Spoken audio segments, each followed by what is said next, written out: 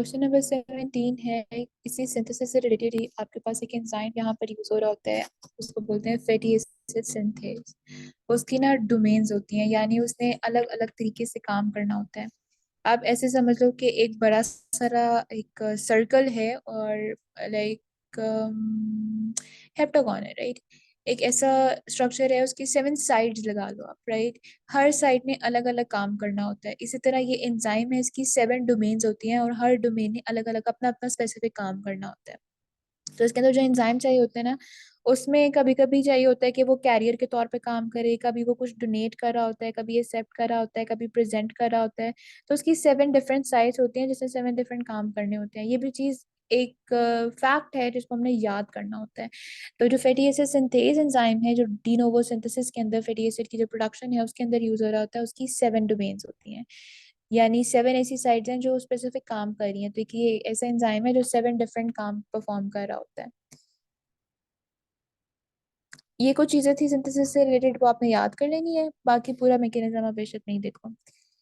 Then fatty acid cannot be used as fuel by red blood cells because अब ना आपकी body के अंदर आरबीसीज की प्रोडक्शन, सॉरी फैटी एसिड की प्रोडक्शन हो रही है, लेकिन उसको एनर्जी के तौर पर इस्तेमाल करने के लिए ज़रूरी है कि पहले आप फैटी एसिड की ब्रेकडाउन करो। और फैटी एसिड की ब्रेकडाउन कहाँ पर होती है? माइटोकॉन्ड्रिया के अंदर। आपके जो मेच्योर रेड ब्लड सेल्स होते हैं उसके अंदर माइटोकॉन्ड्रिया नहीं होता। अगर हम बात करें कि फैटी एसिड की मोबिलाइजेशन है, फैटी एसिड की हम लोगों ने ब्रेकडाउन करनी है, उसकी ऑक्सीडेशन करनी है, तो उसके लिए साइट होती है माइटोकॉन्ड्रिया। जैसे अभी हमने बोला था, बीटा जो ऑक्सीडेशन है फॉर फैटी एसिड, उसने माइटोकॉन्ड्रिया के अंदर ब्रेकडाउन करनी थी। लेकिन अगर किसी सेल के पास है ही नहीं माइटोकॉन्ड्रिया, तो उसकी ब्रेकडाउन कैसे करेगा? और उसको ब्रेक नहीं करा तो उसको एनर्जी के तौर पर इस्तेमाल कैसे करेगा? इसीलिए आरबीसीज, क्योंकि उसके अंदर माइटोकॉन्ड्रिया नहीं होता, तो वो फैटी एसिड को एज सोर्स ऑफ एनर्जी इस्तेमाल नहीं कर सकता, राइट। तो उसके अंदर न्यूक्लियस नहीं होता। जी। मैम, अल्फा ऑक्सीडेशन की साइड बता दें दोबारा। अच्छा, मैं ना आपको चार्ट यहाँ सेंड कर दूंगी, वरना आप लिख भी लो। अल्फा ऑक्सीडेशन की साइड्स होती हैं एंडोप्लाज्मिक रेटिकुलम और पर ऑक्सीसोम। ठीक है। Okay ma'am. ठीक है, जो क्वेश्चन हम डिस्कस कर रहे थे उसमें वजह क्या है कि आरबीसी उसके अंदर न्यूक्लियस नहीं होता, ये भी ठीक बात है, लेकिन माइटोकॉन्ड्रिया भी नहीं होता। पर वो फैटी एसिड को क्यों नहीं इस्तेमाल कर पा रहा होता एनर्जी के लिए? क्योंकि उसके अंदर माइटोकॉन्ड्रिया नहीं होता। और माइटोकॉन्ड्रिया क्यों चाहिए? ताकि फैटी एसिड की जो है वो मेटाबॉलिज्म हो, उसमें कैटाबॉलिज्म हो उसका, उसको ब्रेक डाउन करके उससे एनर्जी एक्सट्रैक्ट करें। और सेल को एनर्जी चाहिए होती है, स्टेटमेंट सी तो वैसे ही इनकरेक्ट है। और mature cells die quickly, no. Mature red blood cells क्यों डाई करेंगे? उनको 140 डेज का पीरियड होता है, उसने अपना काम करना है, ऑक्सीजन की डिलीवरी जैसे करता है वो करेगा, और उसके बाद उसकी डिस्ट्रक्शन होती है एंड देन न्यू आरबीसीज की प्रोडक्शन होती है। अब है कि अच्छा, अगर हम बात करें ना कि फैटी एसिड की, अगर हम कैटाबॉलिज्म की बात करें कि उसको तोड़ के हम लोगों ने एनर्जी एक्सट्रैक्ट करनी है, तो उसके लिए ज़रूरी है कि वो माइटोकॉन्ड्रिया के अंदर एंटर करे एंड देन उसके मजीद जो ब्रेकडाउन के स्टेप्स होते हैं वो हों। अब एंटर करने के लिए ना थोड़े से उसको, जिसे कहते हैं ना, कठिन उठाना पड़ता है, कष्ट करना पड़ता है। क्या करेगा वो कि सबसे पहले आपका जो लॉन्ग चेन फैटी एसिड है ना, उसके साथ एसिटाइल कोइन अटैच होना होता है। ये अटैचमेंट करेगा एसाइल को ए सिंथेटेज, एक ऐसा एंजाइम है जिसने लॉन्ग चेन फैटी एसिड के साथ कोए को अटैच कर देना है। अगर ये कोए अटैच नहीं होता ना, तो वो माइटोकॉन्ड्रिया की दो मेम्ब्रेन्स होती है ना, हमें पता है कि वो इंटरनल होती है और एक आउटर होती है, एक इनर होती है। आउटर मेम्ब्रेन को क्रॉस करने के लिए जरूरी है कि फैटी एसिड के साथ कोए अटैच हो। सिंथेटेज ने वो को ए उसके साथ अटैच कर दिया और इसने आउटर मेम्ब्रेन को क्रॉस कर लिया। अब क्या हुआ कि वहां पर इनर मेम्ब्रेन को क्रॉस करने के लिए क्या जरूरी है कि अब इस चेन के साथ हमने कोए को रिमूव कर देना है, और एक कंपाउंड होता है कार्निटीन, उसकी अटैचमेंट करनी है। अब ये अटैचमेंट करने के लिए आपकी बॉडी के अंदर जो आपके माइटोकॉन्ड्रिया के अंदर एक एंजाइम है जिसका नाम है कार्निटीन पाल्मिटॉइल ट्रांसफरेज 1, राइट। या इसको carnitine acyl transferase 1, CAT, CAT1 और CAT2 के नाम से भी बोलते हैं। या अगर हम इसको कार्निटीन पाल्मिटॉइल ट्रांसफरेज 1 बोले, CPT के नाम से भी फेमस है। तो अगर आपको कहीं पे CPT या CAT, CAT1 या CPT1 आता है, तो इसका मतलब यही है, ये वाला एंजाइम। वन का काम क्या होता है कि उसने long chain fatty acid acyl को ए के साथ से कोए रिमूव करके कार्निटीन अटैच कर देना। अगर कार्निटीन अटैच होगा ना, तभी वो सिर्फ इनर माइटोकॉन्ड्रियल मेम्ब्रेन को क्रॉस करेगा और मैट्रिक्स में जाएगा और मैट्रिक्स के अंदर उसकी बीटा ऑक्सीडेशन होगी। लेकिन अगर कार्निटीन अटैच नहीं है तो वो उसको क्रॉस नहीं कर सकता। फिर इसके बाद तीसरा फंक्शन आता है, तीसरा एंजाइम आता है CPT2। इसका क्या काम है कि इसने उस लॉन्ग चेन फैटी एसिड से जो कार्निटीन है उसको डिटैच करना है और कार्निटीन को वापस बाहर ट्रांसलोकेज कर देना है, जहां से वो आया था वहां पे वापस भेज देना है। और अब मैट्रिक्स के अंदर क्या होगा कि आपका लॉन्ग चेन फैटी एसिड अपनी असल कंडीशन के अंदर एसिटाइल जो CoA है उसके साथ अटैच होकर पड़ा होगा, और अगेन जो नेक्स्ट स्टेप्स होंगे बीटा ऑक्सीडेशन के वो यहाँ पर करोगे। लेकिन अब ये जो कार्निटीन है ना, ये कहाँ से आएगा हमारी बॉडी के अंदर? तो ये हम या तो डाइट के थ्रू ले रहे होते हैं, प्रोटीन्स के अंदर कार्निटीन होता है, या हमारी बॉडी के अंदर सिंथेसाइज होता है। अब बॉडी के अंदर इसकी सिंथेसिस के लिए दो अमाइनो एसिड्स की जरूरत होती है, एक लाइसीन और दूसरा मेथियोनीन। तो दो ऐसे अमाइनो एसिड्स हैं जिन्होंने मिल के कार्निटीन बनाना है, और कार्निटीन हमारे लिए इसलिए इंपॉर्टेंट है ताकि हम फैटी एसिड्स को एज सोर्स ऑफ एनर्जी इस्तेमाल करें, उसकी ऑक्सीडेशन करवाएं। तो कार्निटीन के लिए लाइसीन भी चाहिए होता है और मेथियोनीन भी चाहिए होता है, तो both are required. Then question number 20 is dash act on long chain. जो मैंने अभी आपको सारी स्टोरी सुनाई है ना, ये उसके बारे में बताया कि किस चीज ने लॉन्ग चेन फैटी एसिड पे एक्ट करना है ताकि वो आउटर माइटोकॉन्ड्रियल मेम्ब्रेन को क्रॉस कर सके। तो सबसे पहले तो सिंथेटेज ने एक्ट करना है ताकि वाटर जो माइटोकॉन्ड्रियल मेम्ब्रेन है उसको क्रॉस करे। देन CPT1 करेगा, देन CPT2 करेगा, राइट। और मेलियोनाइल को ए, आपने ये चीज भी बहुत इंपॉर्टेंट है, मेलियोनाइल को ए क्या करता है कि जाके ना आपके कार्निटीन शटल, इस जो सारे मैकेनिज्म को हम कार्निटीन शटल कहते हैं, इसको इनहिबिट कर देता है मेलियोनाइल को ए। जब आपकी फैटी एसिड की सिंथेसिस हो रही होती है वहां पे मेलियोनाइल को ए की प्रोडक्शन हो रही होती है, मेलियन प्रेजेंस होती है। तो क्या करेगा मेलियोनाइल को ए, उस टाइम पे उसकी ब्रेक डाउन को रोक देगा। तो ऐसा तो नहीं है कि एक तरफ आपकी बॉडी सिंथेसाइज कर रही है जो फैटी एसिड्स हैं और दूसरी साइड पे उसको ब्रेक डाउन कर दो। तो अल्लाह ताला ने क्या कहा कि अगर एक साइड पे मेलियोनाइल को ए बन रहा है, एक साइड पे फैटी एसिड बन रहा है, वहां पे मेलियोनाइल को ए को रख दिया। अब मेलियोनाइल को ए की प्रेजेंस में क्या होगा, उसकी ब्रेक डाउन नहीं होगी, तो उसकी सिंथेसिस हो रही है, सिंथेसिस हो रही है, सिंथेसिस हो रही है। एक टाइम आएगा अब वहां पे सिंथेसिस रुक गई है, मेलियोनाइल को ए वहां पे इधर आके उसको इनहिबिट जो करा था उसकी प्रोडक्शन भी कम हो गई है। अब सिंस उसकी प्रोडक्शन कम हो गई है तो कार्निटीन वाला काम करना शुरू कर देगा, और कार्निटीन क्या करेगा कि उस फैटी एसिड को जो बन गया है और मजीद अभी नहीं बन रहा और हमारी बॉडी को एनर्जी चाहिए, वो उस फैटी एसिड को ब्रेक डाउन करके उसे एनर्जी आपकी बॉडी को दे देगा। तो मेलियोनाइल को A is an inhibitor of carnitine shuttle, और बाकी जो 3 एंजाइम्स मेंशन किए हुए हैं वो कार्निटीन शटल परफॉर्म कर रहे होते हैं। लेकिन जो सबसे पहले एंजाइम एक्ट करता है दैट इज योर सिंथेटेज, या इसको हम लॉन्ग चेन फैटी एसाइल को ए सिंथेटेज भी बोलते हैं। खाली सिंथेटेज से भी काम चल जाता है। क्वेश्चन नंबर 21 है, अब क्या हुआ कि आपकी बॉडी के अंदर फैटी एसिड बना हुआ था, लेट्स से हमारी बॉडी के अंदर पाल्मिटाइल को ए था, हमने कर दी उसकी ब्रेक डाउन। अब ब्रेक डाउन से हम बार बार कही जा रहे हैं कि एनर्जी लेनी है, एनर्जी लेनी है, एनर्जी लेनी है। क्वेश्चन वो पूछ रहा है कि टोटल आप कितनी ATPs दे लोगे, कितने जनरेट कर लोगे, राइट। तो अब ये कुछ फिगर्स हैं वो आप जल्दी जल्दी से साथ साथ मेंशन कर दो कि अगर मैं पाल्मिटॉइल जो है ना वो 16 कार्बन कंपाउंड होता है, तो अगर मैं पाल्मिटॉइल की ब्रेक डाउन करूंगी स्टेप बाय स्टेप तो मेरे पास FADH2, NADH और TCA। TCA क्या कि हमारे पास जो 2 कार्बन कंपाउंड रह जाएगा है ना, वो आपके वो जो कल हम लोगों ने क्रेब साइकिल पढ़ा था उसके अंदर जाएगा और वो ATP जनरेट करेगा। Now what happens is that कि अगर मैं 16 कार्बन कंपाउंड को ब्रेक करूंगी तो मेरे पास 14, अगर ये 14 लग रहा है, 14 ATPs आएंगे जो कि आपके FADH2 से आ रहे होते हैं। आपके पास 7 FADH2 आ रहे हैं, राइट। 21 NADH आ रहा है,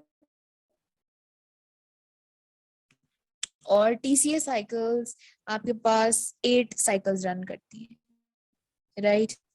U1 is NADH, और हम इसको दोबारा से कर लेते हैं। हमारे पास क्या हुआ, 7 FADH की प्रोडक्शन हुई, 7 NADH की प्रोडक्शन हुई, एंड 8 TCA साइकिल्स रन करेंगी, राइट। अब अगर हम FADH की बात करें तो हर FAD ने 2 ATP देने होते हैं, तो 7 into 2 क्या बन जाएगा 14, if it is like 14, right? फिर हमारे पास टोटल 7 NADH बन रहे थे, हर NADH ने 3 ATPs देने होते हैं, तो टोटल बन गया 21। फिर हमारे पास 8 TCA साइकिल रन कर रही थी, हर TCA साइकिल से 12 ATPs जनरेट होते हैं, तो 8 TCA साइकिल से 96 ATPs जनरेट हो गए, राइट? अब इसका अगर हम सम कर लेंगे तो हमारे पास आ जाएगा 129। ये आपके पास प्रोडक्ट्स आ रहे हैं और ये उनसे जनरेटेड ATPs आ रहे हैं, राइट? तो हमारे पास अगर हम इन तीनों को प्लस कर देना तो हमारे पास आंसर बन जाता है 129। तो टोटल एनर्जी प्रोडक्शन को अगर हम देखें तो 129 है। वो ये कि मैम हमने ये भी पढ़ा था FADH क्या होता है, तो अगर आप उस हिसाब से कैलकुलेशन करो ना तो एग्जामिनर कभी भी आपको ऑप्शंस वैसे नहीं देगा कि दोनों ही ऑप्शंस रखते, इट्स आइदर 129 वाला रखेगा या वो दूसरे वाला ऑप्शन रखेगा जो आपकी दूसरी कैलकुलेशन से आ रहा होता है। इट्स मेरे ख्याल से 108 और 107 समथिंग बनता है, ठीक है? तो आपने देख लेना है कि कौन सी कैलकुलेशन से जो आपका आंसर ठीक आ रहा है। ऑप्शंस में कोई एक ही मेंशन किया होता है, तो यहाँ पे सेंस 108 समथिंग कुछ नहीं लिखा हुआ और 129 वाला ही लिखा हुआ है, तो जो कैलकुलेशन मैंने आपको बताई है उसके हिसाब से it is 129। Then question number 22, ketogenesis occur in liver but it cannot use ketones as energy source because। अब अगेन क्या चीज है, ये हम आगे हैं कीटोन बॉडी फॉर्मेशन पे, राइट? आपकी बॉडी के अंदर बन रहे होते हैं, ये भी क्या करेंगे, ये आप ये समझो कि एनर्जी स्टोर हो रही है, राइट? अगर हम इसको ब्रेक डाउन करेंगे तो इससे एनर्जी हम गेन कर लेंगे, लेकिन लिवर के अंदर कीटोजेनेसिस का फिनोमेना हो रहा है, लेकिन वो खुद से लिवर जो खुद है वही कीटोन को एज एनर्जी सोर्स नहीं इस्तेमाल कर सकता। क्यों? कीटोन बॉडीज को ब्रेक डाउन करने के लिए, कीटोन बॉडीज की ब्रेकेज के लिए, उसकी कैटाबॉलिज्म के लिए, उसके मेटाबॉलिज्म के लिए जो हमें एक चीज इंपॉर्टेंट चाहिए होती है, दैट इज थायोफोरेज एंजाइम। लिवर सारी सिंथेसिस करेगा लेकिन उसके पास खुद ही थायोफेरेज एंजाइम नहीं होता, तो वो कीटोन बॉडी को ब्रेक नहीं कर सकता, और अगर वो ब्रेक नहीं करेगा तो उसे एनर्जी कैसे गेन करेगा? तो सारे के सारी कीटोन बॉडी जो है कीटोजेनेसिस है वो लिवर के अंदर हो रही होती है, लेकिन जो थायोफेरेज एंजाइम है वो पड़ा होता है आपके मसल्स के अंदर। तो कीटोन बॉडीज आप लिवर ने तो बना दी, लेकिन वो मसल ने थायोफेरेज की प्रेजेंस में उसको ब्रेक डाउन करके एनर्जी गेन कर ली। तो कीटोजेनेसिस लिवर में होती है, लेकिन कीटोन्स को वो एनर्जी सोर्स के तौर पर इस्तेमाल नहीं कर पा रहा होता। ये वैसे ही जैसे आरबीसीज जो है उसके अंदर माइटोकॉन्ड्रिया नहीं होता, तो वो फैटी एसिड को नहीं इस्तेमाल कर पाता, और कीटोन बॉडीज को अगर आप किसी ऑर्गन में यूज करना है तो जरूरी है कि उसके पास थायोफेरेज एंजाइम हो।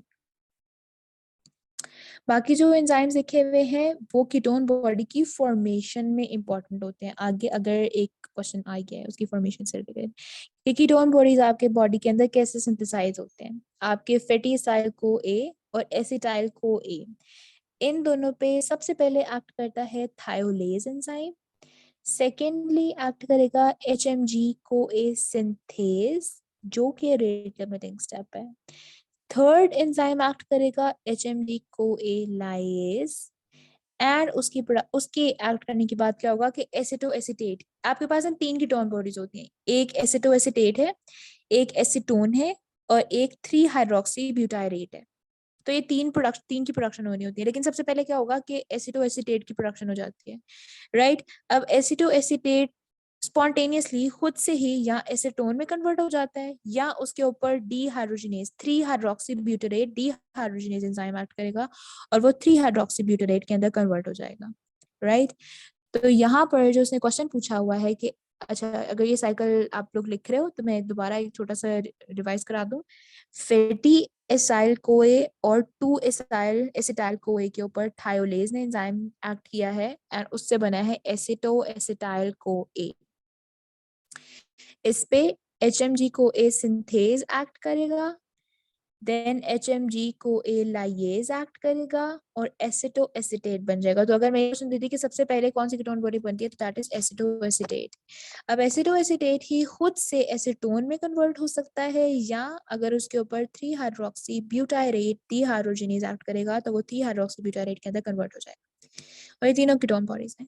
तो यहाँ पर उसने क्या बोला है कि acetoacetate can be converted to dash by this enzyme. तो ये मैंने आपको इतनी दफा बता दिया है, 3 हाइड्रोक्सीब्यूटाइरेट, और खुद से कन्वर्ट होता है स्पॉन्टेनियसली, तो वो एसीटोन में होता। अब एसीटोन की ना एक खास स्मेल होती है, जो कीटोन्स होते हैं ना उनकी खास स्मेल होती है, जो कि आपकी ब्रीथ के अंदर डिटेक्ट की जा सकती है। तो एसीटोन को अगर हमें डिटेक्ट करना होता है तो दैट आपकी जो एक स्मेल, एक कैरेक्टरिस्टिक स्मेल आती है आपके सांस लेते हुए, ठीक है, तो वो एसीटोन की होती है। और अगर हमने एसिटोएसिटेट या बीटा हाइड्रोक्सी ब्यूटारेट को डिटेक्ट करना होता है तो दैट उसके लिए हमें यूरिन टेस्ट करना होता है। और जो बाकी दो कीटोन बॉडीज हैं, 3 हाइड्रोक्सी ब्यूटारेट या जो आपका एसिटोएसिटेट है, वो यूरिन के अंदर एक्सक्रीट होता है। तो अगर हमने उसको फाइंड करना है तो यूरिन टेस्ट रन करेंगे, और अगर इसको फाइंड करना है तो आपके ब्रीथिंग टेस्ट होगा, राइट। उसके अंदर एक कैरेक्टरिस्टिक स्मेल आ रही होगी। अच्छा जी, नेक्स्ट हम लोग आ गए हैं लेसिथिन पे। अब हमारे पास कुछ स्ट्रक्चर्स हैं, वो हमने देखने हैं। उन स्ट्रक्चर्स से अच्छा, हमारे पास ना क्या होता है कि जो आपके लिपिड्स है ना, उसके साथ अगर फॉस्फेट ग्रुप अटैच जाता है तो वो फॉस्फोलिपिड्स बन जाते हैं। अगर इसकी प्रॉपर डेफिनेशन लिखना चाहें आप लोग तो phospholipids are the polar ionic compounds composed of an alcohol that is attached by a phosphodiester bond to a diacylglycerol या sphingosine। सिंपल वर्ड्स में है कि आपके लिपिड्स और फॉस्फेट का एक कॉम्बिनेशन बना हुआ है, राइट। एक कॉन्जुगेटेड मॉलिक्यूल जिसे हम बोलते हैं वो बना हुआ है, एक डेरिवेटिव जिसे बोलते हैं। अब क्या होगा, अब फर्दर फॉस्फोलिपिड्स के डेरिवेटिव्स बनते हैं। अगर फॉस्फोलिपिड्स सीरीन के साथ अटैच हो रहा है तो उसको हम क्या बोल देते हैं, फॉस्फेटिडिल सीरीन, राइट। अगर उसका जो फॉस्फेटिडिक एसिड है उसके साथ एथोनोलामीन अटैच होता है तो हम उसको शॉर्ट फॉर्म पीई या फॉस्फेटिडिल एथेनोलामीन या अमाइन, जैसे भी आप प्रोनाउंस करना चाहो। अगर कोलिन के साथ फॉस्फेटिडिक एसिड अटैच होता है तो उसको हम बोलते हैं लेसिथिन, राइट। तो लेसिथिन हम कब यूज कर रहे होते हैं, जब फॉस्फेटिडिक एसिड के साथ कोलिन अटैच होता है, राइट। अगर इनोसिटोल अटैच होगा तो हम उसको फॉस्फेटिडिल इनोसिटोल बोलेंगे, और अगर ग्लिसरॉल होगा तो फॉस्फेटिडिल ग्लिसरॉल। अब इसके अंदर ना सिर्फ एक एक्सेप्शन होती है कि जब कोलिन अटैच हो जाता है ना फॉस्फेटिडिक एसिड के साथ, तो उसको हम फॉस्फेटिडाइल कोलिन भी बोल सकते हैं, वरना हम यूजुअली लेसिथिन बोलते हैं। अदरवाइज बाकी सबके अपने नाम ही होते हैं, जैसे फॉस्फेटिडिल के साथ आगे सिलीन लगा दो, एथेनोलामीन लगा दो, या डाइल इनोसिटोल लगा दो। लेकिन ये सिर्फ एक एक्सेप्शन होती है कि जब कोलिन अटैच होता है तो हम उसको लेसिथिन बोल देते हैं। मैम मैम एक क्वेश्चन। जी जी। मैम एक फोस्फेटिडिल कोलीन और फोस्फेटिडिल कोलीन एक ही बात है, YLO या ALO? नहीं, इसमें आपने डिफरेंस याद रखना होता है। जितने भी आपके बाकी जितने नाम्स है ना, नाम है उसमें फॉस्फेटिडाइल आ रहा है, इसी के अंदर एक डिफरेंस है। अच्छा, मैं आपको ये डिफरेंस जो है ना वो ग्रुप पे समझा दूंगी डिटेल में, राइट। इसी वाले को आपने एक दफा बस याद रखना होता है, इसमें डिफरेंस है, मैं आपको एक्सप्लेन कर दूंगी। Okay ma'am. क्वेश्चन नंबर 26 है, two molecules of phosphatidic acid is esterified through phosphate group to an additional molecule of glycerol. अब क्वेश्चन नंबर 26 के अंदर उसने आपको एक डेफिनेशन दी है जो कि है कार्डियोलिपिन की, ठीक है। अगेन ये वही डेरिवेटिव्स में से एक डेरिवेटिव है। इसमें होता क्या है कि फॉस्फेटिडिक एसिड है, उसके 2 मॉलिक्यूल्स हैं, उसकी आपने एस्टेरिफिकेशन कर दी एक फॉस्फेट ग्रुप के साथ, और उसके अंदर एक एडिशनल ग्लिसरॉल डाल दिया। 2 फॉस्फेटिडिक एसिड मॉलिक्यूल लिए, उसकी एस्टेरिफिकेशन की फॉस्फेट ग्रुप के साथ, और एक एडिशनल ग्लिसरॉल डाल दिया, राइट। तो ये हो गया कार्डियोलिपिन। अब इसकी कुछ कैरेक्टरिस्टिक्स हैं वो आप नोट कर लो। क्या हुआ कि सबसे पहले ये आपके बैक्टीरिया और यूकेरियोट्स की वो सेल मेम्ब्रेन है ना उसके अंदर प्रेजेंस ये प्रेजेंट होता है। दूसरी चीज, ये माइटोकॉन्ड्रिया की इनर मेम्ब्रेन के अंदर जो यूकेरियोट्स है ना, वर्चुअली अगर आप देखो तो उसकी माइटोकॉन्ड्रिया की इनर मेम्ब्रेन के अंदर प्रेजेंस होगा। और इसका फंक्शन क्या है कि ये एंटीजेनिक होता है, इसने एंटीबॉडीज को रिकग्नाइज करना होता है, ठीक है। तो क्या क्या चीजें मैंने बताई कि जो कार्डियोलिपिन है, जो आपके पास स्ट्रक्चर है, ये प्रेजेंट होता है मेम्ब्रेन्स ऑफ बैक्टीरिया या यूकेरियोट्स। अब अगर हम देखें वर्चुअली कहाँ पर प्रेजेंट है तो इनर माइटोकॉन्ड्रियल मेम्ब्रेन के अंदर, और इसका फंक्शन क्या है कि इट इज एन एंटीजेनिक, इसने एंटीबॉडीज की डिटेक्शन करनी है। अब हमारे पास कुछ पोली अनसैचुरेटेड फैटी एसिड्स आते हैं जिनको हम इकोसिनॉइड्स बोलते हैं। इकोसिनॉइड्स की कुछ एग्जाम्पल्स होती हैं। इकोसिनॉइड्स एक ऐसी क्लास है जिसके अंदर प्रोस्टाग्लैंडिन्स, थ्रोम्बोक्सिन, तो क्या हुआ कि आपकी इकोसिनॉइड्स एक ब्रॉड क्लास है जिसके अंदर पोली अनसैचुरेटेड फैटी एसिड्स हम स्टडी कर रहे होते हैं, और वो कौन कौन से हैं, या तो वो प्रोस्टाग्लैंडिन्स होते हैं जिसके अंदर, इसको हम एब्रीवेटेड फॉर्म में लिखते हैं PGE, तो it's either PGE2, PGF2 alpha, PGI2, ये सारे प्रोस्टाग्लैंडिन्स होते हैं। ये नेक्स्ट जब हम फार्मा पढ़ेंगे ना तो उसके अंदर थोड़ी और डिटेल के अंदर पढ़ेंगे, लेकिन अभी आप सिर्फ इतना याद रखो कि PG इज प्रोस्टाग्लैंडिन। दूसरी चीज होती है थ्रोम्बोक्सिन, TX, वो भी आगे टाइप्स होती हैं, TXA2 और इस तरह करके। और लास्ट चीज होती है ल्यूकोट्राइन्स। तो ये तीनों ऐसी चीजें हैं, ऐसे कंपाउंड्स हैं, ऐसे पॉलीअनसैचुरेटेड फैटी एसिड्स हैं जिनको हम इकोसिनॉइड्स बोलते हैं। एक ब्रॉड टर्म इकोसिनॉइड्स है और उसके अंदर ये तीनों चीजें स्टडी कर रहे होते हैं हम, राइट। तो इकोसिनॉइड को अगर हम पिक करना चाहेंगे तो ये प्रोस्टाग्लैंडिन्स भी हैं, थ्रोम्बोक्सिन भी हैं, ल्यूकोट्राइन्स भी हैं, तो all of these are eicosanoids. Then is question number 28. Pick the incorrect statement. अब इकोसिनॉइड्स और इसका फंक्शन है तकरीबन तकरीबन आपके एंडोक्राइन हार्मोन से मिल रहा होता है, लेकिन कुछ चीजों में डिफर करता है। क्या? जो इकोसिनॉइड्स है ना, आपकी बॉडी के अंदर बहुत सारे सेल्स होते हैं जो कि इसको प्रोड्यूस कर रहे होते हैं, जो इकोसिनॉइड्स प्रोड्यूस कर रहे होते हैं, जैसे जो प्रोस्टाग्लैंडिन या थ्रोम्बोक्सिन या ल्यूकोट्राइन्स प्रोड्यूस कर रहे होंगे। लेकिन अगर हम हार्मोन्स की बात करें तो वो स्पेसिफिक ग्लैंड्स प्रोड्यूस कर रहे होते हैं, कि ग्लैंड है और वही आपका हार्मोन प्रोड्यूस करेगा और जो है उसको सिक्रीशन करेगा।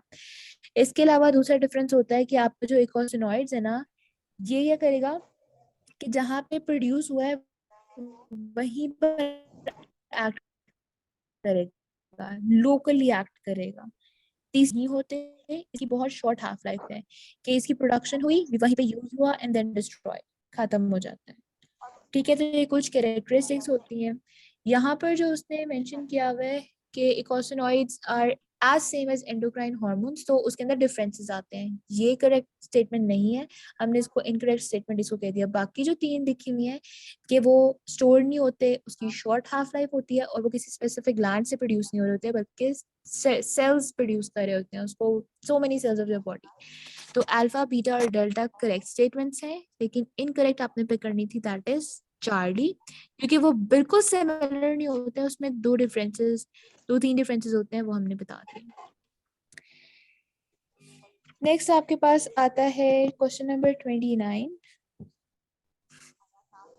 अब क्वेश्चन नंबर 29 में ना एक एंजाइम आपकी बॉडी के अंदर होता है स्फिंगोमाइलिनेज। इस एंजाइम ने क्या करना है कि आपका जो स्फिंगोमाइलिन है उसको डिस्ट्रॉय करना होता है, ठीक है, उसकी डिग्रेडेशन करनी होती है। जो नाइमैन पिक डिजीज है, ये उस डिग्रेड करने की एबिलिटी, बेसिकली उसकी इनएबिलिटी का नाम है, कि अगर नॉर्मल बॉडी का फंक्शन था, उसने स्फिंगोमाइलिन की डिग्रेडेशन करनी थी, तो इस डिजीज के अंदर जो नेमैन पिक डिजीज है, इसके अंदर क्या होगा कि आपकी वो नॉर्मल डिग्रेडेशन नहीं हो रही होती, जो आपका एंजाइम रिक्वायर्ड था उसकी डेफिशिएंसी हो जाती है, राइट। उस डेफिशिएंसी से क्या होगा कि सिंस आपका स्फिंगोमाइलिन भी एक आपका लिपिड ही है ना, इस लिपिड ने अगर इसकी डिस्ट्रक्शन नहीं हो रही तो ये आपके लिवर के अंदर डिपॉजिट होना शुरू हो जाएगा। इस वजह से आपका जो लिवर है ना वो भी इनलार्ज हो जाएगा, और लिवर के साथ साथ स्प्लीन के अंदर भी ये काम हो रहा होगा कि लिवर और स्प्लीन के साथ जो है उसके अंदर ये जो लिपिड है वो डिपॉजिट होगा, उनका साइज इंक्रीज करेगा। तो और होती ये भी आपके पास ऑटोसोमल रिसेसिव डिसऑर्डर है। तो Niemann Pick disease autosomal recessive disorder है जिसके अंदर आपके स्फिंगोमाइलिनेज की डेफिशिएंसी हो जाती है। ये एक ऐसा एंजाइम है जिसने स्फिंगोमाइलिन की डिग्रेडेशन करनी थी, लेकिन सिंस अब डिग्रेडेशन नहीं हो रही, जो लिपिड है वो आपकी बॉडी के अंदर डिपॉजिट होना शुरू हो गया है, लिवर और स्प्लीन के अंदर डिपॉजिट होगा और उसको एनलार्ज कर देगा। तो ये ऑल जो सिम्टम्स आपको शो किए गए हैं दैट आर नेमैन पिक डिजीज से रिलेटेड है, like all of these. Last question था आपके पास, यहाँ पे कार्बन नंबर काउंट आप कर लो, आपने कार्बन नंबर ही बेसिकली काउंट करना होता है। जो पार्मिटिक एसिड होता है उसके अंदर 16 कार्बन होते हैं। तो आपके पास अगर यहाँ पे देखो ब्रैकेट के अंदर 14 कार्बन है, एक राइट साइड पे और एक लेफ्ट साइड पे, तो 16 कार्बन कंपाउंड है। और सिंस अगर आपको ये समझ नहीं आ रही कि ये एक फैटी एसिड है, तो आपके पास ऑप्शंस में सारे के सारे एसिड्स ही दिए हुए हैं, राइट। वरना आपके पास जो साइड पे कार्बोक्सिल ग्रुप लगा हुआ है वो आपको एक एसिड की प्रेजेंस शो कर रहा है। तो यहाँ पर 16 कार्बन कंपाउंड कौन सा होता है? Palmitic acid. एसिड। जी, एक्सेलेंट, पामरिक एसिड। और इसके साथ आपकी डिस्कशन एंड हो गई है। जो एक चीज मैंने आपको ग्रुप पे डिस्कस करनी थी वो हम वहाँ पे कर लेंगे। इसके अलावा भी अगर कोई क्वेश्चन पूछना हो तो आप वहाँ पे पूछ भी सकते हो। अभी के लिए क्लास यहीं पे एंड करते हैं, मैम राइट? 12 क्वेश्चन एक बार रिपीट कर दें। अच्छा, एक सेकेंड। क्वेश्चन नंबर 12 इज, अच्छा मैंने आपको फेट्स बताए थे ना, फैटी एसिड का फेट बताया था, ग्लिसरॉल का फेट बताया था और कालामाइक्रोन का फेट बताया था। तो जब आपकी बॉडी के अंदर फैटी एसिड्स पड़े होते हैं ना तो हम उसको रीएस्टरिफिकेशन करके ना टैग्स बना सकते हैं। इसी तरह ग्लिसरॉल को भी हम टैग्स में दोबारा सिंथेसाइज कर सकते हैं उससे, ग्लिसरॉल को ही इस्तेमाल करते हुए। लेकिन जो आपके कालोमाइक्रोन होते हैं ना, उसके रेमिनेंट्स में हमारे पास ऐसे कंपोनेंट्स ही नहीं होते कि हम उससे टैग्स बनाएं। उसके अंदर हमारे पास ना नाइट्रोजनस कंपाउंड्स आते हैं। तो नाइट्रोजनस कंपाउंड्स को हम रीयूज कर लेते हैं, लेकिन वो प्रोटीन की सिंथेसिस में करते हैं, तो उससे टैग्स नहीं बनते। तो फैटी एसिड्स और ग्लिसरॉल। मैम ऊपर वाले क्वेश्चन में हमने पढ़ा था रीएस्टिफाइड करके हम टैग्स बना सकते हैं। जी, हम लोगों ने पढ़ा था कि हम लोग फ्री फैटी एसिड को रीएस्टरिफाई करके टैग्स बना सकते हैं। हमारे पास 3 अलग अलग चीजें हैं ना, एक FFAs फ्री फैटी एसिड्स है, और एक ग्लिसरॉल है, और थर्ड ये है। तो इससे तो हम टैग्स बना सकते हैं। ये अल्फा ऑप्शन की ये एक्सप्लेनेशन दी हुई थी। मैम फिर ए और बी ऑप्शन करेक्ट हुआ ना? हाँ जी, सही सही सही सही। अच्छा ठीक है ठीक है ठीक है, हाँ आप सही कह रहे हो। अल्फा और बीटा करेक्ट हुआ, ठीक है। आपने उस टाइम पॉइंट आउट नहीं ओके किया। मैम। सही है, आप सही कह रहे हो। हम लोग ने यही पढ़ा था कि फैटी एसिड्स और ग्लिसरॉल का है, वो तो करेक्ट। हाँ जी ठीक है, वो उसके ऑप्शन में हो गया। तो अल्फा और बीटा ही है जिससे हम टैग्स बना सकते हैं। कालोमाइक्रोन से हम टैग्स नहीं बना रहे होते, बल्कि उसके नाइट्रोजनस कंपाउंड्स को रीयूज कर रहे होते हैं, right. Okay ma'am, thank you. इसके इसके अलावा और कुछ? No ma'am. ठीक होगा, फिर हम मीटिंग एंड करते हैं।